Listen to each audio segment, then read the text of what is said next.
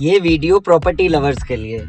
आप एक चीज बताइए, ये जो प्रॉपर्टी प्रॉपर्टी आप बोलते रहते हो, प्रॉपर्टी खरीद लो, प्रॉपर्टी खरीद लो, बहुत इन्वेस्टमेंट मानते हैं आपकी प्रॉपर्टी देने को, 2 साल में आपको प्रॉपर्टी पैसा डबल करके दे देती है। पर क्या गारंटी है?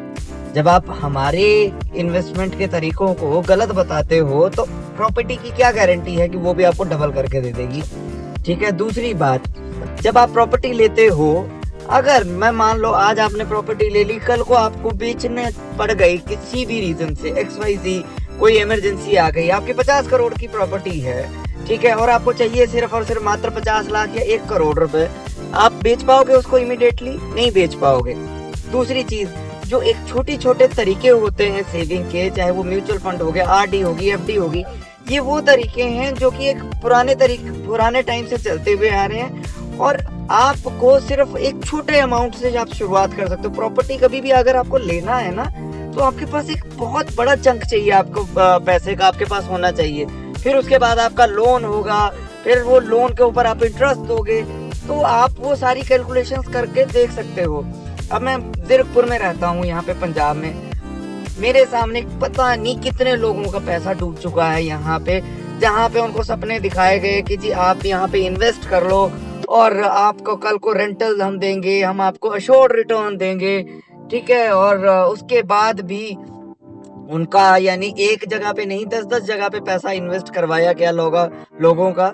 और अगर मैं बात करूं, वो कमर्शियल प्रोजेक्ट्स आज की डेट में या तो बंद हो चुके हैं या वहां पे कबूतर उड़ते हैं उन प्रोजेक्ट्स में, और कई के जो अपना ऑनर हैं वो बेचारे या तो ED के छापे में फंस चुके हैं या फिर कहीं ना कहीं बैंकरप्ट होके भाग चुके हैं, ठीक है। तो अल्टीमेटली वहां पे एंड यूजर फंसा ना, आप लोग फंसे ना वहां पे।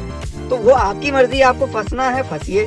मैं तो मानता हूँ अगर आपको प्रॉपर्टी में अगर कभी भी इन्वेस्ट करना है, जो मेरा खुद का मानना है, वो आप प्लॉट में इन्वेस्ट कीजिए, ना कि किसी के झांसे में आके कमर्शियल में, या फिर आप लगा लीजिए कि फ्लैट में। ये इन्वेस्टमेंट्स नहीं होती। अगर आपको देखने के लिए आशियाना चाहिए, आप फ्लैट ले सकते हो, वो ठीक है। पर लेकिन अगर आप बोलो कि इन्वेस्टमेंट के पॉइंट ऑफ व्यू से अगर आप फ्लैट लेते हो, तो आई डोंट थिंक कि वो एक वाइज डिसीजन होगा।